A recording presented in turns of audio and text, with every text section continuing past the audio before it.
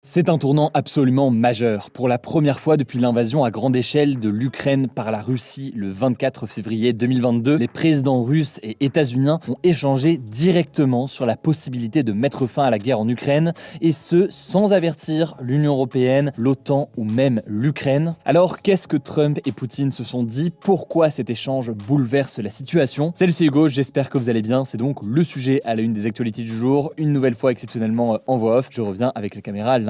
C'est donc lors d'un appel d'1h30 que le président américain Donald Trump et son homologue russe Vladimir Poutine ont échangé pour la première fois au sujet de la guerre en Ukraine. Alors on n'a pas de transcription exacte de l'échange, mais selon un message de Donald Trump qui a été publié sur son réseau social Truth Social, le président américain aurait notamment mis en lumière les grands bénéfices, je cite, que les États-Unis et la Russie pourraient avoir à travailler ensemble, et surtout, les deux dirigeants auraient convenu d'entamer des négociations immédiates pour tenter de mettre fin au conflit. Vladimir Poutine aurait déclaré à Donald Trump vouloir trouver, je cite, une solution de long terme via des pourparlers de paix. C'est donc un changement de ton assez important par rapport à celui de l'ancien président américain Joe Biden. Joe Biden qui dénonçait régulièrement l'agression russe, en référence donc à l'invasion illégale de l'Ukraine par la Russie depuis 2022. Par ailleurs, Joe Biden concentrait ses efforts avant tout dans l'aide financière et militaire pour tenter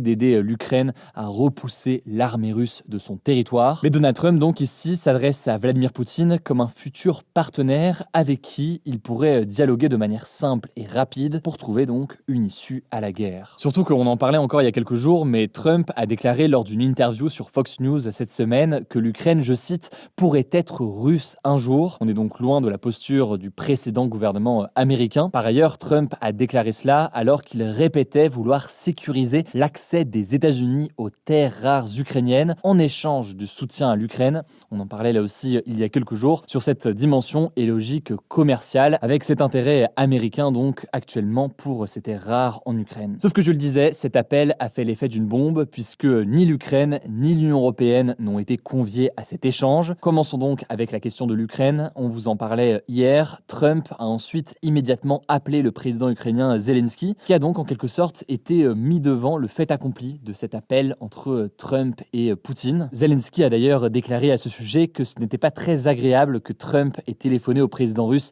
avant de l'appeler, alors que les États-Unis sont donc historiquement un allié important de l'Ukraine. Cependant, Zelensky a aussi déclaré que les négociations avec les États-Unis étaient, je cite, très approfondies. Il aurait notamment discuté avec Trump, je cite, de plusieurs nuances militaires, économiques et diplomatiques. Il a aussi ajouté que selon lui, Trump l'avait tenu au courant de ce que Poutine lui avait dit. Alors après, on a déjà nuancé tout ça ces derniers jours, faut faire attention à ces déclarations. En effet, est-ce vraiment le cas? Zelensky est-il vraiment dans la boucle en quelque sorte de ces échanges? Croit-il vraiment tout cela? C'est difficile à dire. On peut aussi supposer que le président ukrainien ne veut surtout pas froisser Donald Trump dans cette situation, au risque de se retrouver complètement isolé et de devoir accepter donc un accord avec Poutine sans le soutien des Américains. En tout cas, ce qu'on sait, c'est qu'une rencontre entre Volodymyr Zelensky et le vice-président américain J.D. Vance a été organisée ce vendredi en Allemagne en marge de la conférence de Munich sur la sécurité. Et ce qu'on peut aussi noter, c'est que le porte-parole du gouvernement russe, Dmitry Peskov, a assuré ce jeudi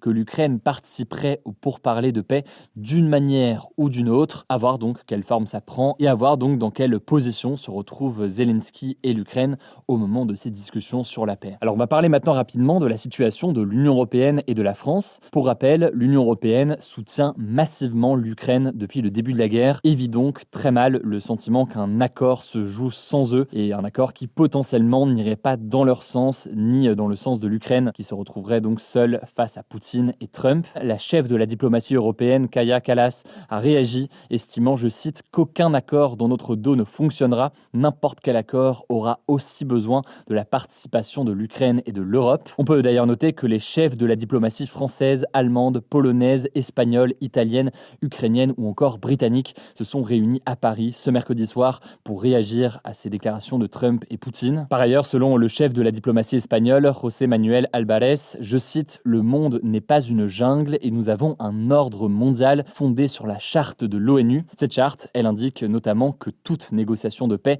doit inclure toutes les parties concernées. Il y a donc une crainte côté européen de ne pas se voir intégré à ces discussions. Il y a aussi la crainte d'un accord entre les États-Unis et la Russie qui se ferait en quelque sorte au détriment de l'Ukraine. On peut noter par exemple cette déclaration d'Emmanuel Macron qui a mis en garde contre une paix qui pourrait cacher en réalité, je cite, une capitulation de l'Ukraine. Pour rappel, l'Ukraine dépend massivement des États-Unis. Ici, Trump est clairement en position de force puisqu'il entend arrêter de financer l'armement pour l'Ukraine. Et il pourrait donc, par exemple, forcer Zelensky à accepter de perdre des terres qui ont été annexées illégalement par l'armée russe depuis 2022. Sans parler de ces terres qui ont été annexées par la Russie depuis 2022, on peut tout de même noter que le ministre américain de la Défense, Pete Hegseth, a notamment jugé irréaliste d'envisager un retour de l'Ukraine à ses frontières d'avant 2014, donc avant l'annexion de la Crimée par la Russie. Il a aussi estimé qu'une adhésion de l'Ukraine à l'OTAN, donc cette alliance militaire de pays occidentaux, n'était, je cite, pas réaliste, alors que c'est notamment ce que réclame l'Ukraine. Bref, beaucoup d'interrogations. Évidemment, il faut rester très prudent. On ne sait pas aujourd'hui ce qui va ressortir de ces discussions et quelle va être en quelque sorte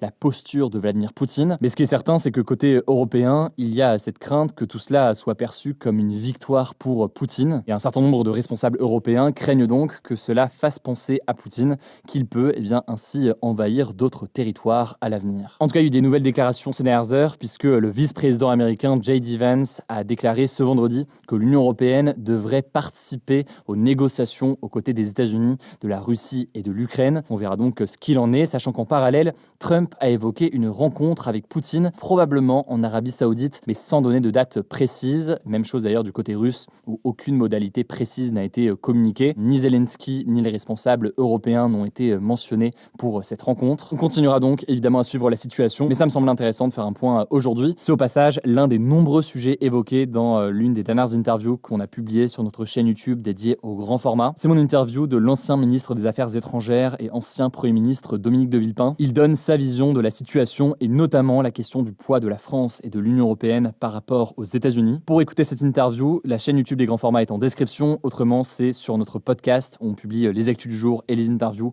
Vous tapez Hugo Décrypte, vous allez pouvoir le retrouver. Je vous laisse avec Valentine pour les actualités en bref et je reviens juste après. Merci Hugo et bonjour à tous. On commence avec cette actu. Donald Trump a annoncé ce jeudi vouloir imposer des droits de douane réciproques au reste du monde. Concrètement, il taxerait les autres pays au même niveau que ce qu'il impose aux produits venant des États-Unis. Pour comprendre, c'est un peu la logique de œil pour œil, dent pour dent. Aucune échéance précise n'a été donnée sur l'application de ces mesures de réciprocité, mais d'après un responsable de la Maison-Blanche, elles devraient pouvoir être mises en place début avril. À noter qu'une hausse des taxes de douane implique généralement une hausse des prix des produits concernés. Alors ça s'inscrit dans une volonté du président américain de taxer plus fortement les produits en provenance du monde entier pour rétablir l'équité dans les relations commerciales et protéger l'industrie américaine de la concurrence. Depuis le début de son second mandat, le président américain s'est lancé dans une guerre commerciale contre certains partenaires économiques des États-Unis, comme le Canada, le Mexique, la Chine ou encore l'Union européenne. Il a par exemple déjà imposé 10% de droits de douane additionnels sur les produits chinois et bientôt 25% de droits de douane sur l'acier et l'aluminium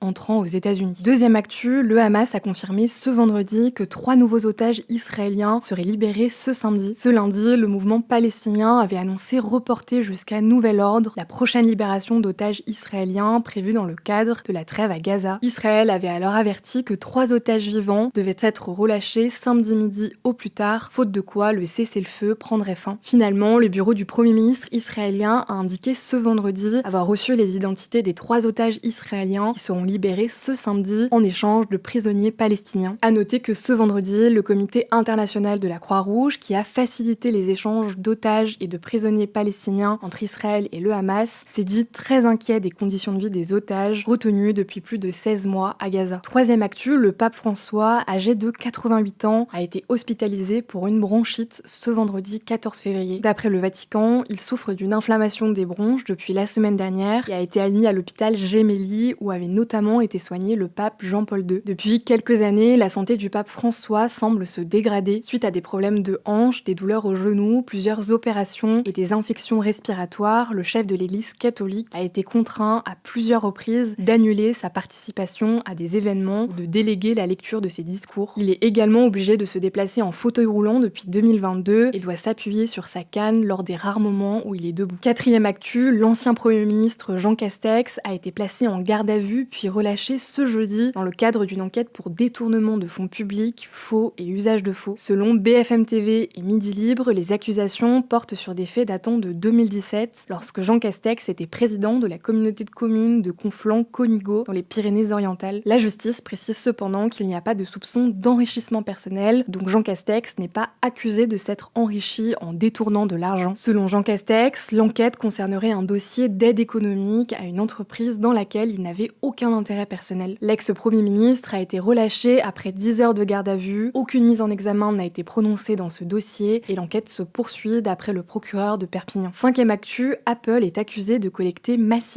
et sans consentement les enregistrements de son assistant vocal Siri. Selon Radio France et Le Monde, la Ligue des droits de l'homme a porté plainte pour violation de la vie privée, traitement illicite des données personnelles et pratiques commerciales trompeuses. Cette plainte s'appuie sur les informations du français Thomas Le Boniec, 29 ans, un ex-employé d'Apple devenu lanceur d'alerte. Il confie notamment avoir pu écouter des utilisateurs parler de leur vie privée sans que ceux-ci aient conscience d'être enregistrés, ce qui peut parfois arriver par exemple lorsque Siri est déclenché par erreur. On vous met des liens en description si jamais ça vous intéresse d'en savoir plus sur ces révélations. Et enfin, dernière actu, les Français passent de plus en plus de temps sur Internet, selon une étude menée par Médiamétrie en 2024. Les Français passent en moyenne 2h40 chaque jour sur Internet, contre 2h06 en 2019. Selon Médiamétrie, toutes les générations sont concernées par cette augmentation, et ce sont les plus de 65 ans qui ont connu la plus grande augmentation, 82% par rapport aux chiffres de 2019, atteignant donc 1h53 par jour en moyenne. La génération des 15-24 ans est quant à elle celle qui passe le plus de temps sur Internet, à savoir 4h21 par jour. Le rapport de Médiamétrie montre également une forte hausse de l'utilisation de l'intelligence artificielle. Selon l'organisme, en décembre 2024, près d'un Français sur 5 utilise les outils d'IA conversationnelle, soit 12,2 millions de personnes. Merci beaucoup Valentine pour ces actualités en bref. Le flashback du jour, c'est le suivant. Il y a 20 ans, le 14 février 2005, 3 anciens employés de PayPal, Steve Chen, Chad Hurley et Jawed Karim,